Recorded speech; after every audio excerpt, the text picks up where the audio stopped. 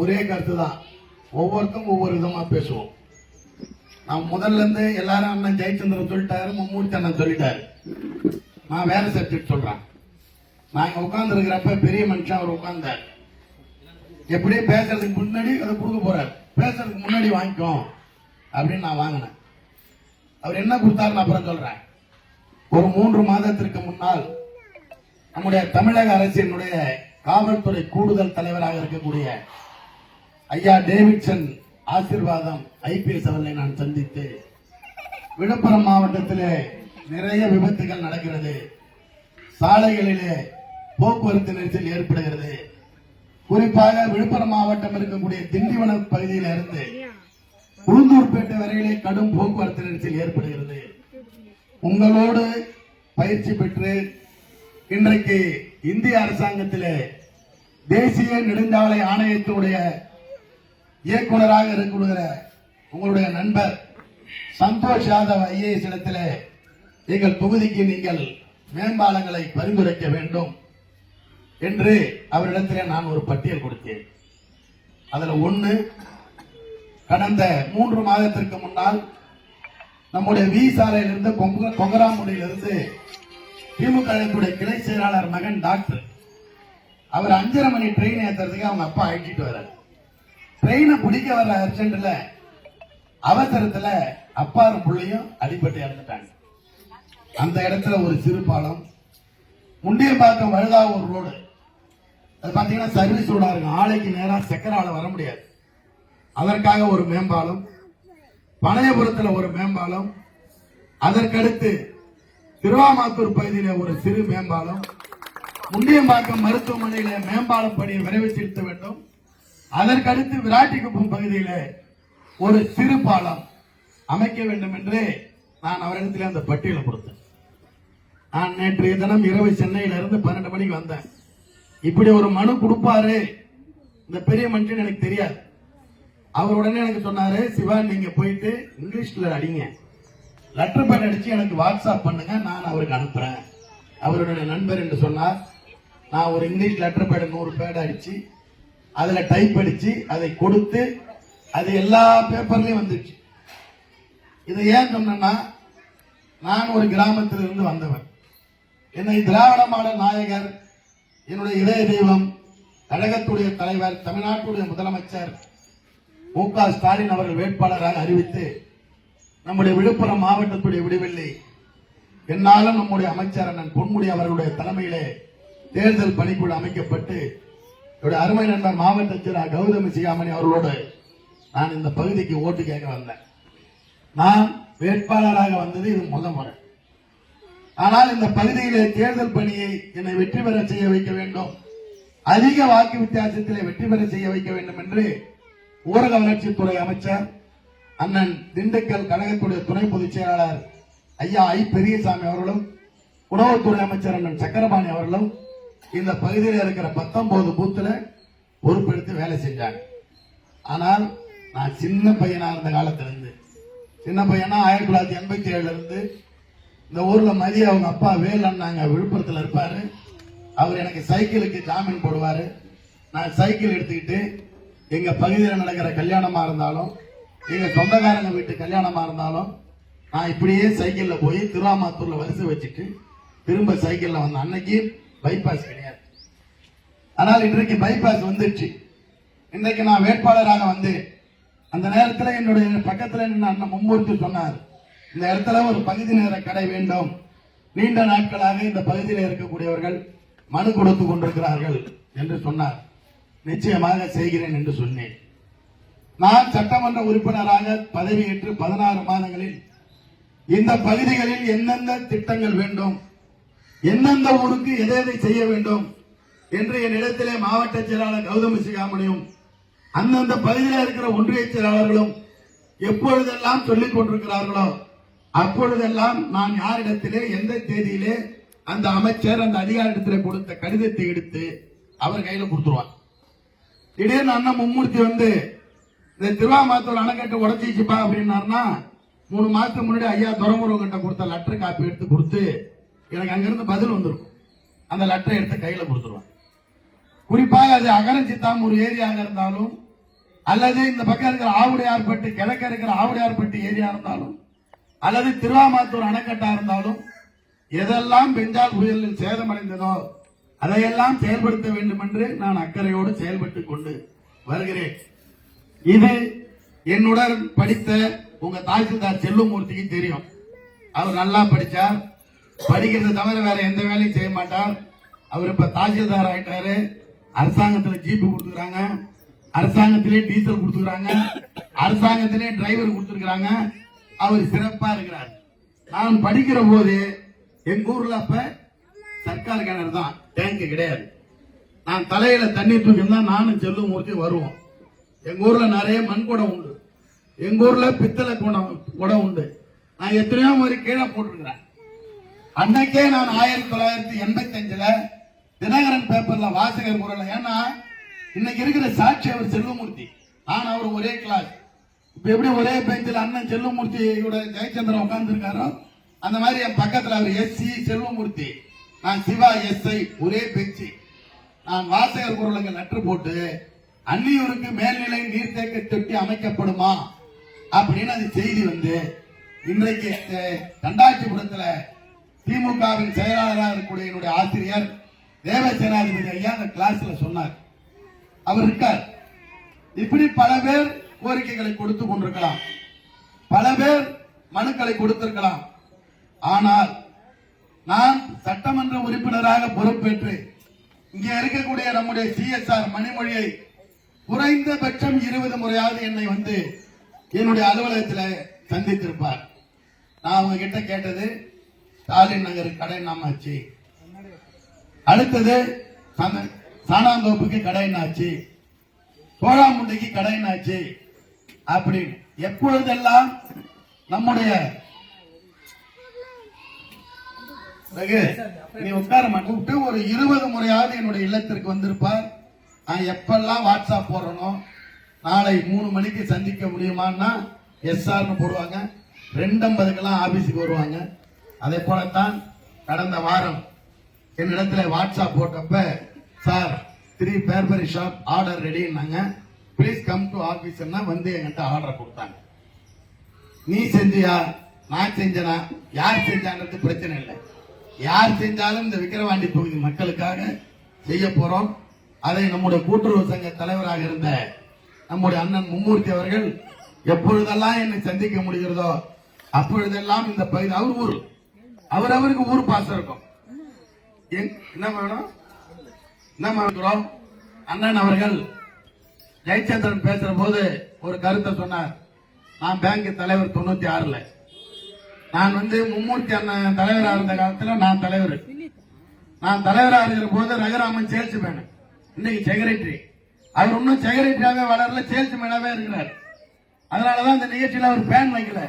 கேட்டா மும்மூர்த்தி அண்ணன் சொல்லலான்னு எல்லாம் சொல்லி சொல்லி செய்யறது இல்லை, நாங்களா செய்யறோம். அந்த அடிப்படையில நாங்கெல்லாம் தலைவராக இருக்கிற காலத்துல 350 கார்டு இருந்தா ஒரு நியாய விலைக் கடை உண்டு. 200 கார்டு இருக்கணும், குறைந்தபட்சம் 3 கிலோமீட்டர் இருக்கணும். குறிப்பாக சொல்லணும்னா போரூர் கடையிலிருந்து துறவித்தாங்கல் 3 கிலோமீட்டர், கொசப்பாளை கடையிலிருந்து திருக்குடம் 3 கிலோமீட்டர். நான் 2 பகுதி நேர கடையை அப்ப துவக்கி வச்சேன். கக்கனூர்ல இருந்து மங்களபுரம் 3 கிலோமீட்டர். ஆனால் இன்றைக்கு மாண்புமிகு தமிழகத்துடைய முதலமைச்சர் கிலோமீட்டர் குறைச்சார், கார்டு எண்ணிக்கை குறைச்சிருக்கிறார். 150 ஆக்கினாங்க. சட்டமன்றத்தில் பல பேர் இந்த கோரிக்கையை வலியுறுத்தி 150 கார்டு சொல்றாங்க, அதிகாரிகள் ஒத்துக்கொள்ள மாட்டான்னு சொன்னாங்க. இன்றைக்கு உங்க பகுதியில் 120 கார்டு தான். அதான் நான் தாசில்தார்ட்ட எழுதி வாங்கினேன். அதே போல அண்ணன் ஜெயச்சந்திரன் அவர் சொல்லிக்கொண்டே வந்தார். ஒரு செய்தி அவர் நேற்று கவனிக்காம விட்டுட்டு இருக்காரு. என்னன்னா 70 வயது ஆனவர்களுக்கு மாதத்தில் 2வது சனிக்கிழமை தாயுமானவர் திட்டத்தில் வீடு தேடி வந்து அந்த நியாய விலைக் கடையினுடைய விற்பனையாளர் உங்க வீட்டில் கொடுக்கணும். அத முந்தா நாள் மாண்புமிகு முதலமைச்சர் 65 வயசா மாத்திட்டார். இன்றைக்கு உங்க பகுதியில 74 பேர் 70 வயசு தான் கொடுத்துருக்கீங்க. 65 வயசு. அப்ப 120 கார்டுல 74 பேருக்கு வீடு தேடி பொருள் வந்தா சரிபாதி பேர் தான் கடைக்கு வந்து வாங்கணும். இந்த திட்டம் எல்லாம் கிராமத்தில் இருக்கிற ஏழைகள், பின்தங்கிய மக்கள், பிற்படுத்தப்பட்ட மக்கள் அனுபவிக்க வேண்டும் என்றுதான் மாண்புமிகு தமிழகத்துடைய முதலமைச்சர், திராவிட மாடல் நாயகர் அண்ணன் மு.க. ஸ்டாலின் அவர்கள் ஒவ்வொரு திட்டமாக உங்களுக்கு அறிவித்துக் கொண்டு வருகிறார். அதுலதான் இந்த ஊர்ல எத்தனை பேர் காலேஜ் படிப்பாங்கன்னு தெரியாது. அவங்களுக்கு புதுமை பெண் திட்டத்தில் மாதம் 1000 ரூபாய் சம்பளம் கொடுத்து படிக்க வைக்கிறார். ஆம்பளை பசங்க கேட்டாங்க, பொம்பளைங்களுக்கு மட்டும் விடியல் பயணம்னு பிரி கொடுக்குறீங்க, பஸ்ல போனா பெண்கள் படிச்சா 1000 ரூபாய் கொடுக்குறீங்க, நாங்கெல்லாம் ஆம்பளை பசங்க படிக்கிறது இல்லையான்னாங்க. விளையாட்டா கேட்ட நண்பர்கள் உண்டு, கொஞ்சம் வினயமாக கேட்டவர்கள் உண்டு. இந்த செய்தி நம்முடைய அண்ணன் ஜெயச்சந்திரன், நம்முடைய விழுப்புரம் மாவட்டத்துடைய விடிவெள்ளி அண்ணன் பொன்முடி போன்றவரிடத்திலே காதுக்கு போய் அதை முதலமைச்சருடைய கவனத்துக்கு எடுத்து சென்றார்கள். அவர்கள் தமிழ் புதல்வன் என்ற திட்டத்தை ஒன்றை தொடங்கி ஆம்பளை பசங்க காலேஜ் படிச்சாலும் 1000 ரூபாய் இன்னைக்கு சம்பளம் கொடுக்குறாங்க. அதே போல 12வது படிச்சுட்டு காலேஜுக்கு போறதுக்கு எப்படி, எங்க போறது என்னன்னு தெரியலன்றவங்களுக்கு இன்னைக்கு நான் முதல்வன் ஒரு திட்டம் ஆரம்பிச்சு, நீ நிறைய மார்க் எடுத்திருக்கியா, நீ போயிட்டு அண்ணா யூனிவர்சிட்டியில படி, நீ பொம்பளை புள்ள நல்லா படிச்சிருக்கிறியா 550 மார்க்கா, நீ எம்பிசியா, நீ அக்ரிகல்ச்சர் யூனிவர்சிட்டியில கோயம்புத்தூருக்கு அப்ளை பண்ணு, நீ 570 நீ லண்டன்ல போய் படி, உனக்கு 30 லட்சம் பணமா அரசாங்கம் கொடுக்குது, நீ சிங்கப்பூர்ல படிக்கிறா 17 லட்சம்னு இன்னைக்கு கல்வியில் சிறந்த தமிழ்நாடு என்று மாண்புமிகு தமிழக முதல்வர் அவர்கள் இந்த கல்வியும் மருத்துவத்தையும் 2 கண்களாக பாவித்து இன்றைக்கு செயல்பட்டுக் கொண்டு வருகிறார். எங்க அண்ணன் மும்மூர்த்தி பேசணும்னு ஆர்வப்படுவார், சொல்ல வந்ததை சொல்ல மறந்துடுவார். அண்ணன் கல்யாண மண்டபம் சொல்லலன்னே மைண்ட்ல வச்சுட்டு வந்தார். கல்யாண மண்டபத்தை சொல்லிட்டார். ஆனால் மறைந்த சட்டமன்ற உறுப்பினர் அண்ணன் புகழேந்தி அவர்கள் இருந்தபோது ஒரு தொகுதிக்கு 10 கோரிக்கை, முக்கியமான கோரிக்கை என்ன வேண்டும் என்று மாண்புமிகு முதலமைச்சர் அவர்களுக்கு கடிதம் வந்தது. என்னை, அண்ணன் ஜெயச்சந்திரன், இங்க இருக்கிற நல்லாப்பாளையம் முருகன், கல்பட் ராஜா எல்லாரையும் அழைச்சு என்னென்ன வேணும்னு ஒவ்வொருத்தரா கேட்டார். நான் சொன்னேன், எங்க பகுதி ஒரு காலேஜ் ஒன்று எழுதணும், நான் அப்படி ஒண்ணா எழுதணும். அப்ப மும்மூர்த்தி அண்ணன் அவர் மனசுல வச்சு, அவர் ரொம்ப வேண்டியவர், அவர் தான் போய் அவரை கூட்டிட்டு வந்து எலெக்ஷன்ல நிறுத்தினாரு. அவர் எங்கேயோ சிவனேன்னு தான் இருந்தாரு அத்தியூர்ல. அதனால அவர் திருவாமாத்தூர்ல ஒரு ஆரம்ப சுகாதார நிலையம் வேண்டும், கல்பட்டுல ஒரு ஆரம்ப சுகாதார நிலையம் வேண்டும், வேம்பியில் இருக்கிற ஆரம்ப சுகாதார நிலையத்தை 30 படுக்கை கொண்ட மருத்துவமனையாக தரம் உயர்த்த வேண்டும், பனமலை ஈசா ஏரியை நீர்த்தேக்கமாக மாற்ற வேண்டும், பாதானூர் வாய்க்காலை சீர் செய்ய வேண்டும். பாதானூர் வாய்க்கால் போறது, இதன் கீழே சீர் பண்ணாதான் நீங்க மேல தண்ணி நிக்காது. இப்படியே நாங்க 10 கோரிக்கைகளை எழுதி என்கிட்ட கொடுத்தாரு. நான் தான் எடுத்து போய் முதலமைச்சர் அவருக்கு நட்டு எடுத்து போறாங்க. நான் போன் பண்ணி, அண்ணா இஎஸ்பி ஆபீஸ் விக்கிரவாண்டிக்கு வாங்கிடலாம், ராம்குமார் லெட்டர் கொடுத்து அனுப்புறேன், நீ அச்சு கொடுப்பான்னு. நான் ஏன்னா நான் 1989 முகையர் தொகுதியில் எம்எல்ஏவா இருந்தவருக்கு நம்ம வட்டாட்சியர் செல்வமூர்த்தி காலேஜ் படிக்கிறப்ப நான் பிஏ வாங்கினேன். நான் தான் லெட்டர் எல்லாம் எழுதுவேன். அதனால என்னையே அடியினாரு.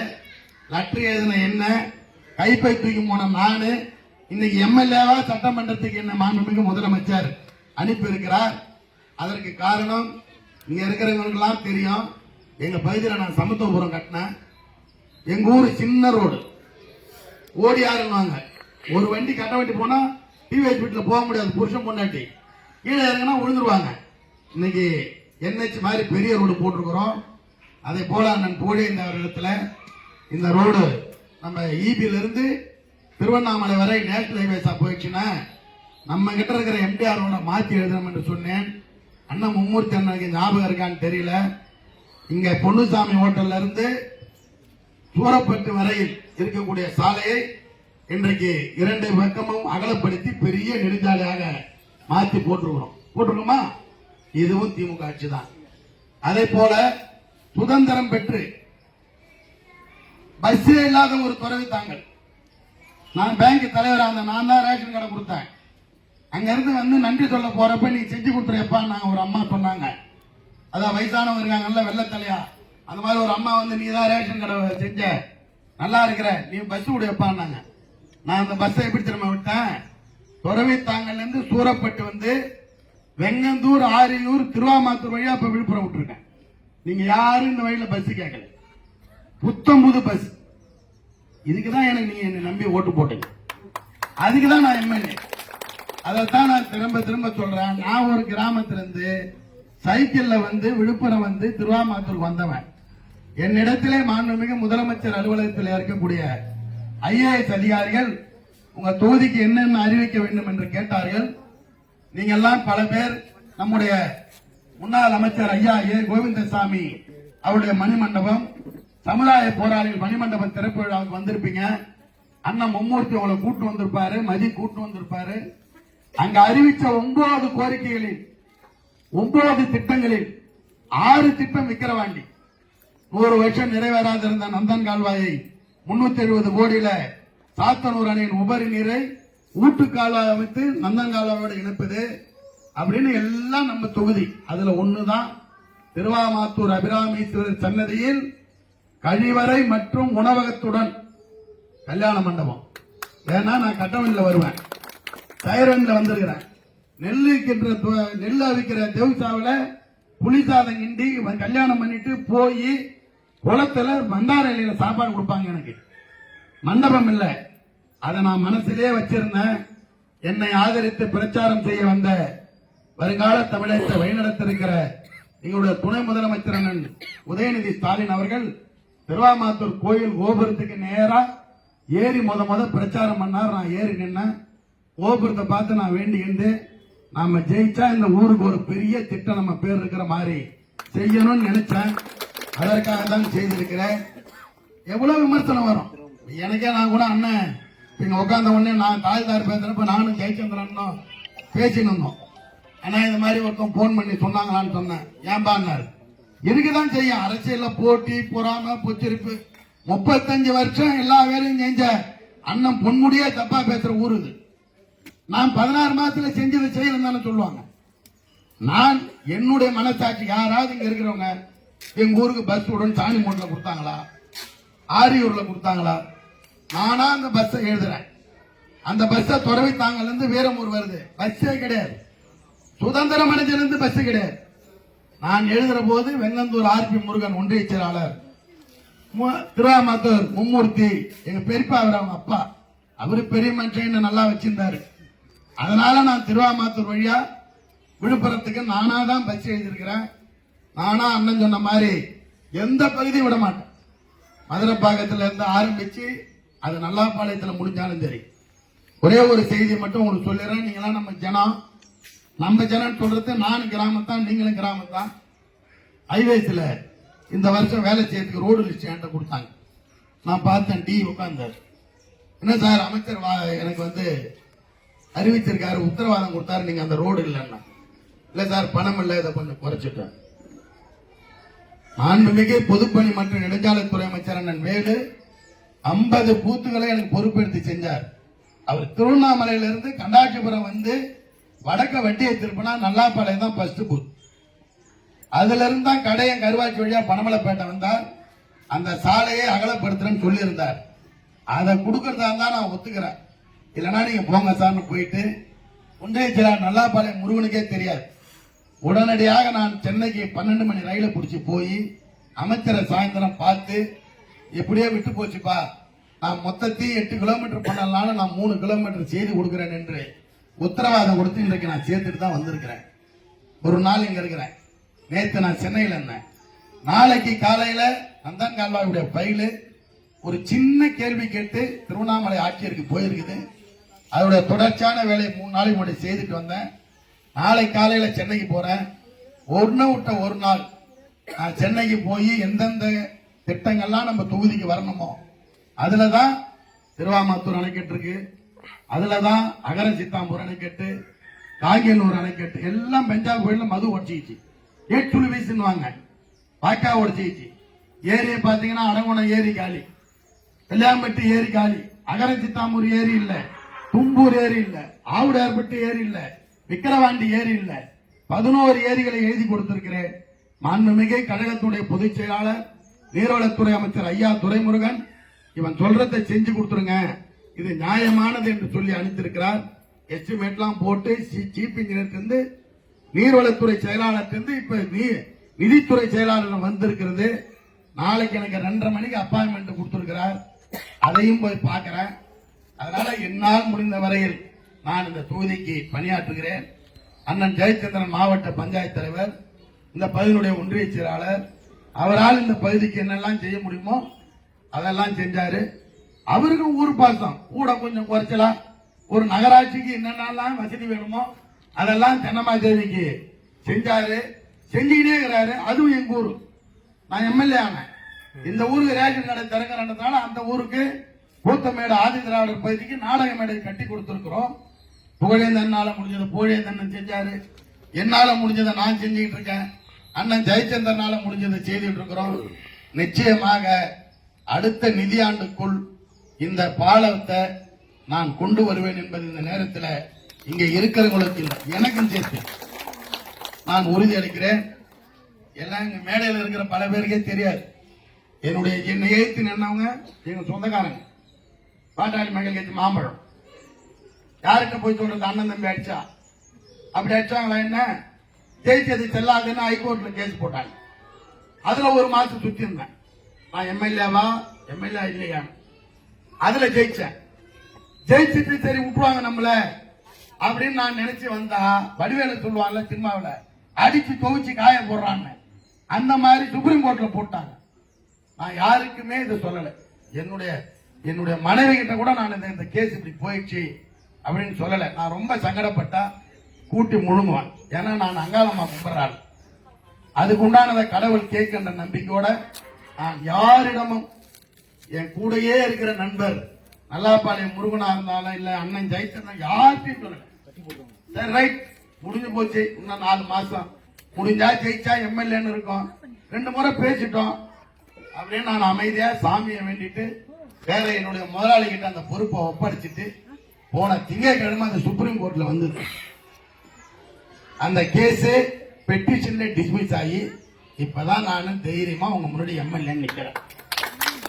இதை ஏன் சொல்றேன்னா, நான் என் கேஸ பாப்பனா, நான் இந்த பாலம் கட்டுற வேலையை பாப்பனா, இந்த மது கட்டுற வேலையை பாப்பனா, கோயில் நிதியிலிருந்து எடுத்து மண்டபம் கட்டக்கூடாதுன்னு ஒரு வழக்கு போட்டான். இப்ப அதுவும் சுப்ரீம் கோர்ட்ல இருக்குது. ஜீவோ போட்டு நம்ம பழைய கலெக்டர் பழனி ஐயா ஜீவோ போட போறோம் சார், நாளைக்கு வந்து வாங்கிங்கன்னு எனக்கு போன் பண்றாரு. ஏன்னா அவர் திருவாமாத்தூர்ல வந்து சாமி கும்பிடுவார். அவருக்கு திருவாமாத்தூர் அபிராமேஸ்வரர் பிடிக்கும். அவர் போன் பண்றாரு. மறுநாள் காலையில கேஸ் ஸ்டே ஆகுது. அதனாலதான் இந்த பணியை நாம ஆரம்பிக்க முடியாம இருக்கிறோம். எவ்வளவோ வளர்ச்சி பணிகள் செய்யலாம். அதுல எதிர்கட்சி விமர்சனம், அப்புறம் சொந்த கட்சியில 2-3 பேர் விமர்சனம். இதுல வேற நீதிமன்றம். எனக்கு இந்த அம்மா பெரிய தூத்துக்குடிக்காரங்க, நல்லா படிச்சுட்டு இவங்க வந்து சிஎஸ்ஆரா வந்திருக்கிறாங்க. கிட்டத்தட்ட நான் எப்பெல்லாம் சொல்லணும், இந்த தொகுதியில சின்ன தச்சூரா இருந்தாலும் அவங்க தான் பார்ப்பாங்க. அதே போல தாசில்தார் நம்ம தொகுதி நங்காத்தூர் டிஎஸ்ஓ அவரே சொல்றாரு, சார் யாருமே வந்து இவ்வளவு போட்டு நெருக்கல சார், நீங்க நெருக்கிறீங்க அப்படின்னு எங்க நண்பர் சன் டிவி சிவா கிட்ட போய் அவர் சொல்லியிருக்காரு. ஒரு நாளைக்கு தாசில்தாருக்கு 10 போன் பண்றேன். அவரை வேற அவரை எதிர்க்க வச்சீங்கன்னா அண்ணன் ஜெயச்சந்திரன் நல்லா செய்யறாரு. அவர் நான் 8 வேலை சொன்னா 4 வேலை தான் செய்யறாரு, மீதி 4 வேலை செய்ய மாட்டாரு. அப்ப இவருக்கு மட்டும்தான் வேலை நடக்குதுன்னு நமக்கு தெரியுது. நான் வந்து முடிஞ்சாதான் பாராட்டுவேன். இப்ப இவங்களை கூட்டு ஏன் பக்கத்துல உட்கார வைக்கிறோம்? அவங்க தான் செஞ்சு கொடுத்தாங்க. நான் ஜெயார்ட்ட போய் நம்ம ஸ்டாலின் நகர்ல இருக்கிற ராஜவேலு முருகன் மதியம் நான் போன் பண்ணி கூப்பிட்டேன். எங்கேயோ ஒரு இடத்துல நான் மெட்ராஸ்ல இருந்தேன். அவங்க அப்பா காலம் ஆயிட்டாரு, எனக்கு மெசேஜ் போட்டார். நான் பார்த்தா இந்த மாதிரி 2 நிகழ்ச்சிக்கு ஒத்துக்கினேன். எங்க அனந்தபுரத்துல இருக்கிறேன். 3 மணிக்கு அடக்கம் பண்ண போறோம்னாங்க. வேக வேகமா வந்து என்ன சின்ன வயசுல என்ன அப்படி பாத்துக்குவார். சுமதி ஆஸ்பத்திரிக்கு எதிர்க்க இருந்தா என் மேல அவ்வளவு பிரியமா இருப்பாரு, எங்க அப்பா மேல பிரியமா இருப்பாரு. அதனால நான் வந்து அவருக்கு அஞ்சலி செலுத்திட்டு போனேன். அவரு என்ன நான் பார்த்தப்பயே எங்க ரேஷன் கடை திறக்கணுமான்னாரு. அதனால நிச்சயமாக இந்த பாலத்தை நான் கொண்டு வருவேன். இன்னும் ஒரே ஒரு விஷயம் சொல்லி முடிச்சுக்கிறேன். ஐனம்பாளையத்தில் கட்டிக்கிறாங்கல்ல பாலம், புது பாலம் கட்டிக்கிறாங்களா, வயதரேட்டில் கட்டிக்கிறாங்கல்ல, அது அதிமுக ஆட்சியில் கட்டம் தான் நீங்க நினைப்பீங்க. நான் தான் அதை ஹைகோர்ட்ல ரிட்டு போட்டேன், என் பேர்ல ரிட்டு. ஏன்னா என் வீடு அங்க இருக்கு, என் ஊர் இங்க இருக்குது. நான் தான் ஆர்டிஐல போட்டு எவ்வளவு ஆக்சிடென்ட் ஆச்சு, பிளாக் ஸ்பாட். அதை எஸ்பி கிட்ட வாங்கினேன். MOU வாங்க, அந்த ஸ்டேட் ஹைவேஸ்ல NHல கொடுத்தா பாலம் கட்டன்னு சட்டம் இருக்குது. அதெல்லாம் 6 மாதம் நானும் என்னுடைய நண்பர் கலைஞர் சன் டிவி ரிப்போர்ட்டர் சிவாவும் பழைய எஸ்பி ஜெயக்குமார் கிட்ட போய் வாங்கி ஒவ்வொரு டாக்குமெண்டா ரெடி பண்ணி 2 ரிட்ட போட்டு, அப்ப நம்ம எம்பியா நின்னார்ல சாமிதுரன் ஜட்ஜி நின்னார்ல, அவர் புள்ள மணிக்குமார் ஹைகோர்ட் நீதிபதியா வந்தார். அவர்கிட்ட கேஸ் வந்து இவங்க கட்ட முடியாதுன்னு நகாயில சொல்றாங்க. அவர் இது my own district, I know 35 office இருக்கு அப்படின்னு அவர் பாதாடி இந்த 2 பாலத்தையும் சாங்ஷன் பண்ணாரு. அதனால நிச்சயமா இது எம்டிஆர் ரோடு. எம்டிஆர் ரோடுனா இங்க இருக்கிற தாய்மார்கள் தெரிஞ்சுங்க. அதனாலதான் மகளிர் சங்கம் எத்தனை பேர் இருக்காங்கன்னு நான் சிஎஸ்ஆர் கேட்டேன். சிஎஸ்ஆர் வந்து உடனே சேல்ஸ்மேனை கேட்டாங்க. சேல்ஸ்மேன் போய் செக்ரட்டரி கேட்டாரு. இப்படியே கேட்டுக்கிறாங்க. இன்னும் எத்தனை குழு இருக்குன்னு என்கிட்ட சொல்லல. 5. நான் ஏன் சொல்றேன்னா, இந்த மாவட்டத்தின் முக்கிய சாலை என்பது இந்த ரோடு எம்டிஆர் ரோடு. அங்கிருந்து சோழாமுண்டி போறது ODR road, other district road. இந்த எம்டிஆர் ரோடு நேஷனல் ஹைவேஸ் நகாயில கனெக்ட் ஆனா சட்டத்தின்படி அவங்க பாலம் கட்டணும். ஒண்ணு, நான் டெல்லி போய் அந்த அதிகாரியை போய் நேர்ல பார்க்கணும். இல்ல அந்த அதிகாரி அவர் அழைச்சிட்டு வரேன்னு சொல்லியிருக்கிறார். உளுந்தூர்பேட்டையில் இருந்து செங்கல்பட்டு வரை 8 வழி சாலையா மாத்தணும் சிவான்னு சொல்லியிருக்காரு. இது நடக்கலனா நிச்சயமாக அண்ணன் மும்மூர்த்தி பேர்ல நான் ஹைகோர்ட்ல வழக்கு போட்டாவது இந்த பாலத்தை கட்டிடுவேன் என்ற ஒரு நல்ல செய்தி உங்களிடத்தில் சொல்லி வாய்ப்புக்கு நன்றி கூறி இதுகாரம் அமைதியாக கேட்ட தாய்மார்களுக்கும் நண்பர்களுக்கும் நன்றி தெரிவித்து விடைபெறுகிறேன். நன்றி நன்றி நன்றி.